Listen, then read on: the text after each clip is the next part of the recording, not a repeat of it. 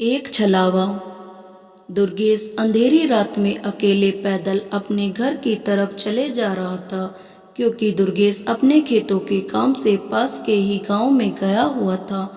पर उसे वहां से वापस निकलने में ही लगभग रात के 9 बज गए थे, और इसी वजह से दुर्गेश ने सोचा कि खेतों के बीच से जो रास्ता जाता था उससे जाना ही सही समझा, क्योंकि खेतों से जो रास्ता होकर जाता था उससे दुर्गेश के घर जाने में समय बहुत कम लगता था। इसलिए दुर्गेश वहां से ही जा रहा था, और वो अभी लगभग थोड़ा ही आगे गया होगा तभी उसे किसी बच्चे के रोने की आवाज़ सुनाई देने लगी। आवाज़ सुनकर दुर्गेश ने अपने आसपास देखा, पर आसपास तो कोई नहीं था। पर उसे आवाज़ इतनी तेज और साफ सुनाई दे रही थी कि उसे ऐसा लग रहा था कि कोई बच्चा आसपास ही रो रहा हो, पर उसे आसपास कोई नहीं दिख रहा था। इसलिए उसने सोचा कि क्या पता, हो सकता है कोई अपने खेतों के काम से यहाँ आया होगा, और यह भी हो सकता है कि वो खेतों के उस तरफ हो और वो अपना बच्चा साथ में ही लेकर आया हो, इसलिए वो मुझे दिख नहीं रहा हो। इतना बोलने के बाद दुर्गेश उस बच्चे की आवाज़ को अनसुना कर आगे की तरफ चलने लगता है। पर वो जैसे जैसे आगे जा रहा था तो वैसे वैसे उस बच्चे के रोने की आवाज़ भी तेज होती जा रही थी। इसलिए दुर्गेश ने सोचा कि जिस तरफ से आवाज़ आ रही थी क्यों ना एक बार उस तरफ देखकर आता हूँ, कहीं किसी को मेरी मदद की ज़रूरत तो नहीं। इतना बोलकर दुर्गेश उस खेतों के बीच वाले पतला सा रास्ते से नीचे उतरा, और खेतों के अंदर से होकर जब वो खेतों के दूसरी तरफ पहुंचा तो उसने देखा एक 4 या 5 महीने का बच्चा खेतों की मेड़ पर किसी न रखा हुआ था, और इतनी देर से उसी बच्चे के रोने की आवाज़ आ रही थी। और हैरानी की बात तो यह थी कि उस बच्चे के आसपास कोई नहीं था। पहले तो दुर्गेश ने आसपास देखा, फिर उसने जोर से चिल्लाते हुए आवाज़ लगाई, कोई है, मैं कहता हूँ कोई है, यह किसका बच्चा है? कौन इसे यहाँ रख गया? अरे मैं कहता हूँ कोई है क्या है यहाँ? पर दुर्गेश को उसकी बात का कोई जवाब नहीं आया।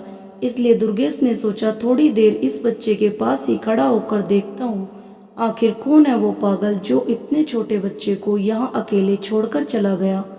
इतना बोलकर दुर्गेश लगभग आधा घंटे तक उस बच्चे के पास ही खड़ा था, पर वहाँ कोई उस बच्चे को लेने नहीं आया। फिर शायद दुर्गेश भी समझ चुका था कि कोई इस बच्चे को यहाँ छोड़कर चला गया, इसलिए दुर्गेश गुस्से में ही बोलने लगता है, पता नहीं कैसे कैसे लोग हैं, बच्चा तो पैदा कर लेते हैं, उसे पाल नहीं पाते। अब बताओ इसमें इस छोटे से बच्चे की क्या गलती है? पर मैं इस बच्चे को यहाँ ऐसे मरने नहीं दे सकता, मैं अपने घर ले जाऊँगा इसे। इतना बोलकर दुर्गेश ने उस बच्चे को अपनी गोद में उठाकर अपने घर की तरफ जाने लगता है। पर दुर्गेश अभी भी गुस्से में ही था, वो अभी भी कुछ ना कुछ उल्टा सीधा बोलता हुआ जा रहा था। पर तभी उसे ऐसा लगने लगा जैसे उस बच्चे का वजन बढ़ रहा हो। पहले तो उसने सोचा कि शायद यह उसका कोई वहम होगा, इसलिए वो इस बात पर कुछ ज़्यादा ध्यान नहीं देता। पर वो जैसे जैसे आगे जा रहा था वैसे वैसे उस बच्चे का वजन भी बढ़ते जा रहा था, और उस बच्चे का वजन इतना हो गया था कि अब उसमें वो 4-5 महीने का बच्चा भी नहीं उठ रहा था। पर तभी दुर्गेश ने उस बच्चे के पैरों की तरफ देखा तो उसके अंदर एक डर की हवा सी चलने लगी, क्योंकि उसने देखा उस बच्चे के पैर अब इतने बड़े हो गए थे कि वो बस जमीन में टच होने ही वाले थे। यह देखकर दुर्गेश ने तुरंत उस बच्चे को अपनी गोद से फेंक दिया, और उसके फेंकने के बाद वो बच्चा हंसने लगा, और हंसते हंसते अपनी डरावनी आवाज़ में बोला, अरे भाई थोड़ा देर रुक जाते, फिर मैं बताता। दुर्गेश ने जैसे ही यह सुना वो तुरंत घर भागने लगा, और वो सीधा अपने घर में जाकर ही रुका। घर में आकर दुर्गेश ने किसी को कुछ नहीं बताया, खाना पीना खाकर अपने कमरे में सोने चला गया।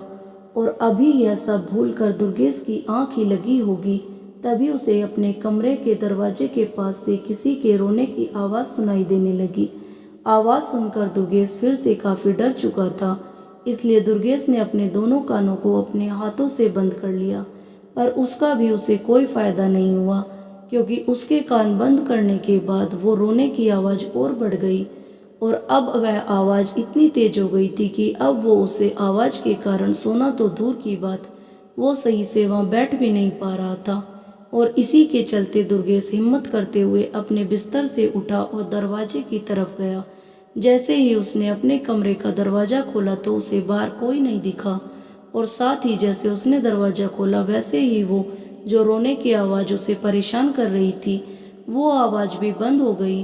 पर अब दुर्गेश को उस कमरे में अकेले सोने बहुत डर लग रहा था, इसलिए वो सीधा अपने दादा के कमरे में गया और उनको सारी बात बताई। तो उन्होंने घर के मंदिर में जो गंगाजल डिब्बा रखा हुआ था उसमें से थोड़ा सा गंगाजल दुर्गेश के ऊपर डाला। फिर दुर्गेश से कहा, दुर्गेश आज तुम यही सो जाओ, फिर सुबह सब ठीक हो जाएगा। और फिर उसके बाद दुर्गेश अपने दादाजी के कमरे में ही सो गया। और फिर उसके बाद दुर्गेश को कभी ना तो वो बच्चा दिखा और ना ही उस बच्चे के रोने की आवाज़ सुनाई दी।